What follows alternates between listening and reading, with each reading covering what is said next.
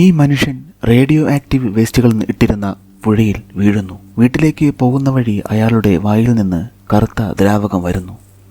വീട്ടിലെത്തിയ അയാൾക്ക് ഭയങ്കരമായ തണുപ്പും വിറയലും ഉണ്ടാകുന്നു. രാവിലെ എണീറ്റ അയാൾ തൻ്റെ ദേഹത്തുണ്ടായ മുറിവ് കെട്ടിവെക്കുന്നു. അടുത്ത മുറിയിലെ ശബ്ദം അയാളെ ദേഷ്യം പിടിപ്പിക്കുന്നു.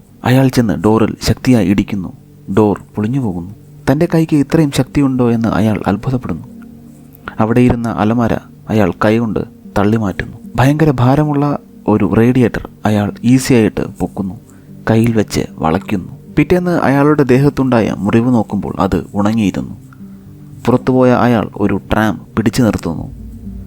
ഒരു കാർ ആക്സിഡൻറ്റിൽപ്പെട്ട് കത്തുമ്പോൾ ചുറ്റുമുള്ള എല്ലാവരും നോക്കി നിൽക്കുമ്പോൾ അയാൾ അതിൽ നിന്ന് ഒരു കൊച്ചു പെൺകുട്ടിയെ രക്ഷിക്കുന്നു. അയാൾ വീണ അതേ പുഴയിൽ അതേ സ്ഥലത്ത് വേറെ ഒരാളും വീണിട്ടുണ്ടായിരുന്നു. അവർ തമ്മിൽ ഒരു സ്റ്റേഡിയത്തിൽ വെച്ച് ഏറ്റുമുട്ടുന്നു.